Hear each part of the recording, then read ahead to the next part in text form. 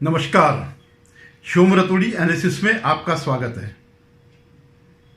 चुनाव का दौर चल रहा है और प्रथम फेज के चुनाव हो चुके हैं। क्या होता है ये 4 जून को पता चलेगा, लेकिन जिस चीज का पता है उसका मैं जिक्र कर रहा हूं। पिछले 10 सालों से मोदी जी देश को आगे बढ़ा रहे हैं। जो देश फ्रेजल 5 माने गर्त में पड़ी हुई 5वीं अर्थव्यवस्था थी, आज वह विश्व की अग्रिम 5वीं अर्थव्यवस्था में है और उम्मीद है कि अगर इनको एक और कार्यकाल मिल गया तो उससे आगे बढ़ जाएगा।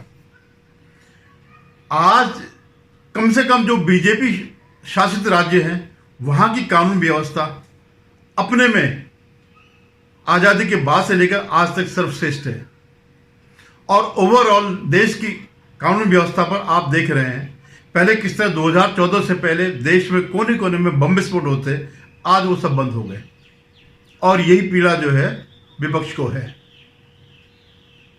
कि किस तरह से जो है उनके लोगों को आतंकी गतिविधि करने से रोका जा रहा है। 140 करोड़ लोगों की जो जनसंख्या है उसमें से उसको जो है कोरोना जैसी महामारी से सुरक्षित लाना, इससे बड़ी सदी की उपलब्धि कोई नहीं होगी।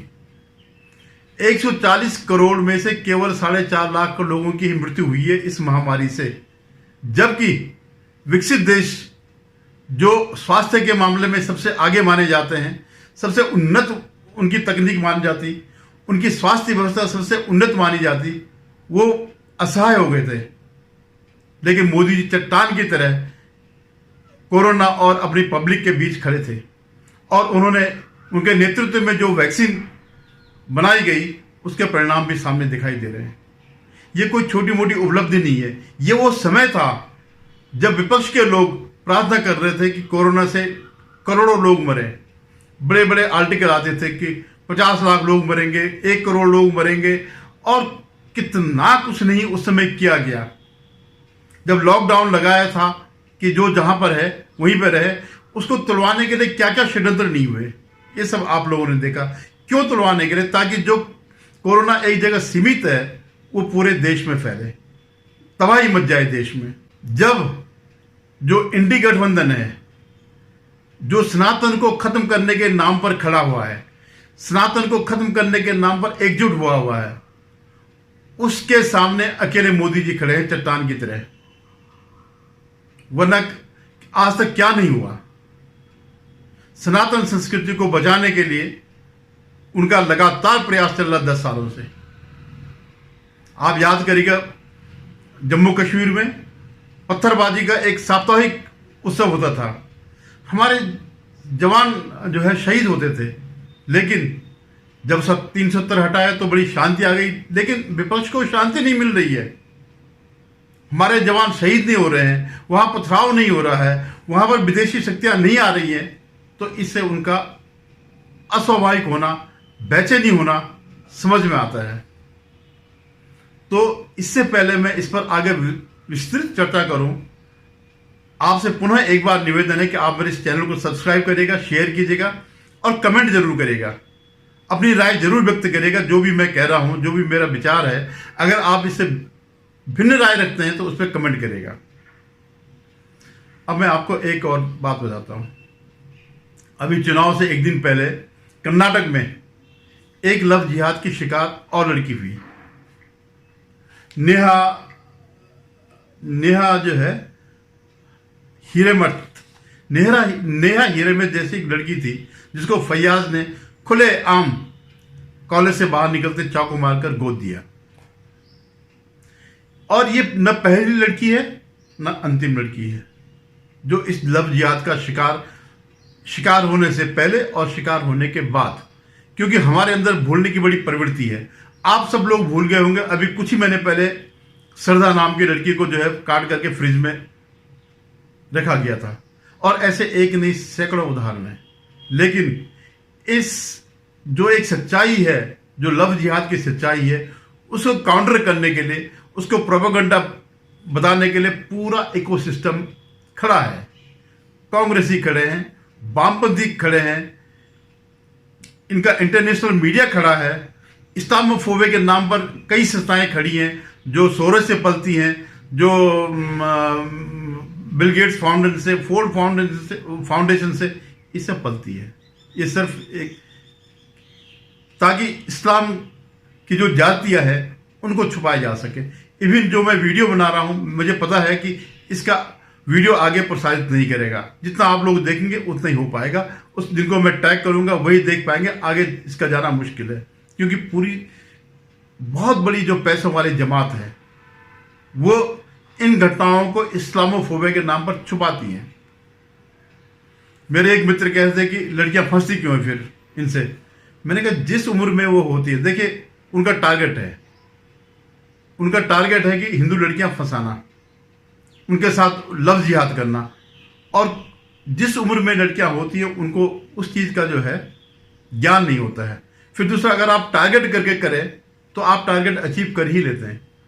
आपने देखा जो बम फोड़ते हैं वो खुद पेट पे बेड लगा करके जो आत्मघाती वो करते हैं, उनको तो टारगेट पूरा हो जाता है।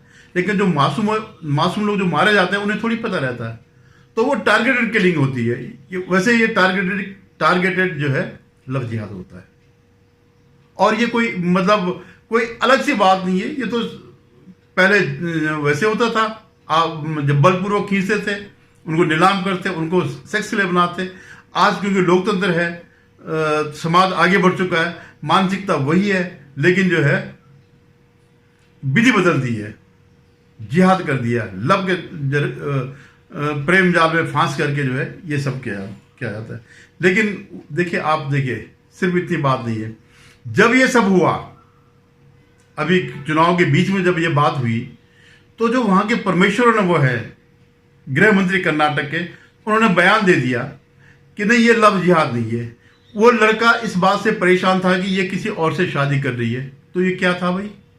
क्या वो लड़का जो फैयाज है वो इसका पिता है या इसका भाई है जो किसी और के साथ अपनी मर्जी के खिलाफ जो है शादी नहीं करने दे रहा था, और इसको जैसे ऑनर किलिंग टाइप की कोई बात हुई होगी? तो कितना सरलीकरण कर देते हैं। मैं इसीलिए कहता हूं कि ये इस्लामिक पार्टी है कांग्रेस। ये कांग्रेस पार्टी है ही नहीं, आज से नहीं, आज़ादी से पहले से ही। आप गांधी जी का मोबला वाला वो देख लीजिएगा, क्या कहते थे कि आपको आंख बंद करके वो करना चाहिए, वो करें, जो भी करे करते रहे। और यही मोबला वाले जो है ईरान के अमीर को जो है उन्होंने इनवाइट किया था यहाँ आक्रमण करने के लिए, क्योंकि हिंदू का वर्चस्व हो रहा था। अब्दाली इसीलिए आया, तब तक मराठा शक्ति बहुत आगे बढ़ गई थी, तो ये वो उसको वो कर रहे थे, निमंत्रित कर रहे थे। तो आप देखिए किस तरह से, और पूरा इकोसिस्टम अब उन्होंने, अब क्योंकि ये चुनाव के बीच की बात है, वैसे होता तो कोई बात नहीं थी, तो फिर एक फर्जी वो खड़ा किया गया, फर्जी एक आंदोलन टाइप का, या कि कुछ मुस्लिम संगठनों से अपील की गई कि अब इसको फांसी दी जाए और इसको गिरफ्तार किया जाए, ये किया जाए, वो किया जाए, जिसे अलतकिया कहते हैं। इससे पहले कितनी लड़कियां शिकार हुई, इससे पहले क्यों नहीं हुआ? क्योंकि ये चुनाव का टाइम है। उनको लगता है कि इसको पैसिफाई, ऐसा ना हो कि हिंदू जो है इस बहाने एक हो जाए, तो उनको पैसिफाई करने के लिए ये सब किया गया, ये सब नाटक हो रहा है। ऐसे ही आपने देखा होगा इस बार रामनवमी में सबसे कम पथराव की घटना हुई। ये नहीं कि उनका मन बदल गया, लेकिन स्ट्रेटेजी बदल गई। आप अगले साल देखिएगा, अगर ये सरकार नहीं अगर लौट के आती है, फिर आप देखिएगा आप निकाल नहीं पाएंगे। लेकिन इस साल इसका मतलब ये कंट्रोल कर सकते हैं, लेकिन नहीं करना है। क्यों नहीं करना? क्योंकि नहीं, हमें दिखाना है कि यह देश हमारा है, तुम्हारा नहीं है, तुम दूसरे दर्जे के नागरिक हो। सड़कों पर बैठ जाएंगे नमाज करने के लिए, सारी ट्रैफिक रोक देंगे कि अगर हमारा अधिकार है। तो ये स्ट्रेटेजी इस समय बन रही है। अब आप ये देखिएगा, पहले देश में कोने कोने में बम विस्फोट करना कितना आसान था। एनआईए तब भी थी, इंटेलिजेंस हमारी तब भी थी, सारी सुरक्षा एजेंसियां तब भी थी, लेकिन आज वो सक्रिय हैं।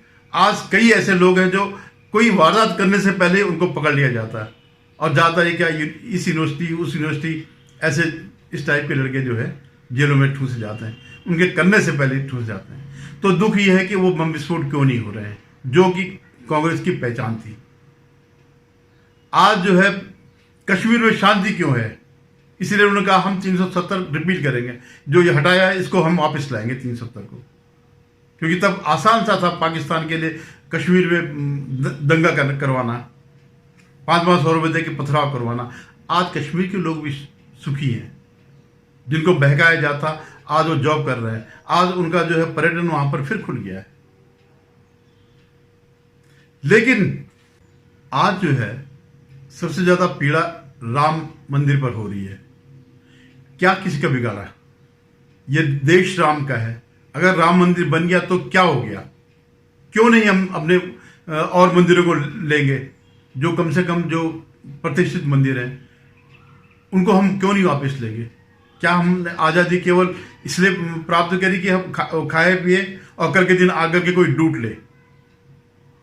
तो मेरा कहने का मतलब ये नहीं है, आप मोदी जी से जो चाहते हैं वो सब मिल रहा है, हिंदुओं को भी मिल रहा है, मुसलमानों को भी मिल रहा है, सिखों को भी मिल रहा है। आपने देखा होगा किस तरह अफगानिस्तान से गुरु ग्रंथ साहब को लेकर के आए जब वहां संकट पड़ा हुआ था।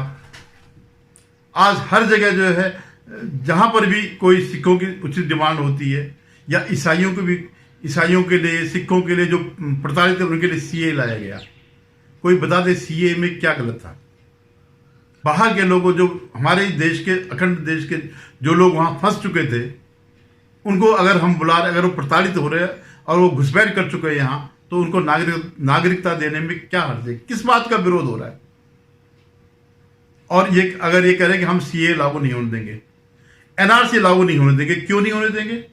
ये देश कोई धर्मशाला है कि इधर उधर से आकर के बांग्लादेशी जिन्होंने अपना देश ले लिया फिर घुसपैठ करें? म्यांमार वाले जो है और बीच में सब कूद करके फिर हिंदुस्तान में आ जाए और यहाँ जो है उत्पात मचाए, कानून व्यवस्था को खराब करें। लेकिन जो मेरा मूल कहना का ये है कि जो प्रथम फेज में जो चुनाव हुए उसमें कहीं ये नजर नहीं आया कि आपको ये सब चाहिए।